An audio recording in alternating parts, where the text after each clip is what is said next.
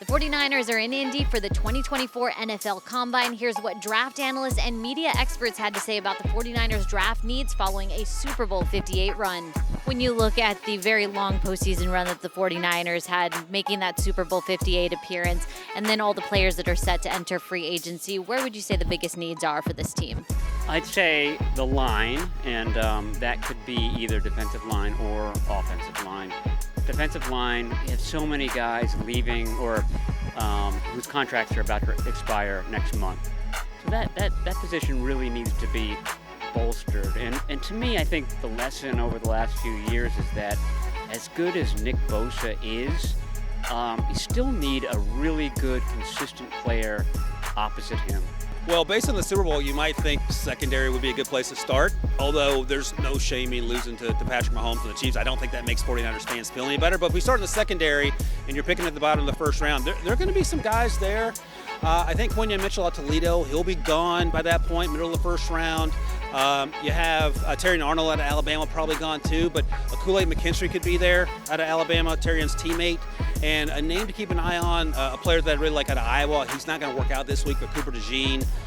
He plays cornerback, he has return ability, and he also can probably play a little safety. Wasn't asked to do that in college, but I think that versatility makes him intriguing for any team picking at the bottom half of the first round. I'd say along the trenches. I think we've been talking about how many weapons that offense has had and the way Kyle Shanahan has utilized Debo and Christian McCaffrey now. Now they have their quarterback in Brock Purdy and Kittle, and obviously questions with Ayuk coming up with his contract status. But then you look at the Niners secondary and how they emerged. Mooney Ward became a star this year. Diamador Lenore became a bona fide starter. And then you have Huff coming back.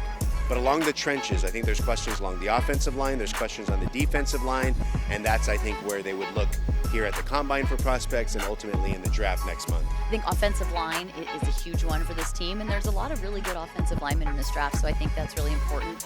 Corner is another one that is very important for this team. They're really good on the outside. It's the inside where that CB3, which is not a term a lot of people use, so you're welcome, but that CB3 position is one that I think is really important for San Francisco. But more than anything, on that offensive line, they got to shore up the line. They got to get some depth on that line. We saw in the first half of the Super Bowl, Brock Purdy had such good pass protection, fell off a little bit in the second half, and so I look at offensive line as a huge need for this team. For a team like the 49ers that has so many of its foundational pieces returning in the 2024 season, how much pressure does that take off of perhaps this draft process and the free agency process that is set to start in the middle of March? No, that's a great point, and I think a lot of the big issues are solved. You have your play caller, you have your quarterback, the offensive line is in relatively good shape. You have some holes to fill in the secondary, and we talked about the edge position. You can do that in free agency, and you can do that through the draft. And if you hit on those picks, and they've done a great job drafting, even though they've had limited opportunities in recent years because of the first-round picks they lost, you can be in the exact position you want to be in. They're looking to build depth. I think that's the one thing that usually makes championship contenders and separates them, because injuries are just a part of the NFL season. No matter who you are, where you are, what year, it's a story.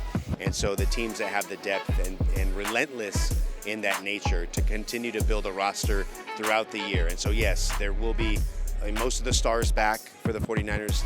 Their front line talent will be as strong as anybody's in the NFL, but it's that depth that I think will continue to be important for the 49ers to have that sustained level of success, ultimately to get back to Super Bowl 59 in New Orleans. You have your tentpoles already. You don't need to draft a Pro Bowler, somebody who makes a Pro Bowl in his first year.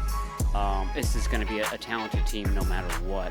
What you're doing is you're trying to prepare for 25 and beyond, which is when Brock Purdy's contract really starts to come into play, and you might not have the ability to keep all that talent around. So you're setting the table for that, both financially and talent-wise. You want to have guys in the chute, maybe not necessarily great guys as rookies in 2024, but guys who you think are going to make a difference in 25 and beyond.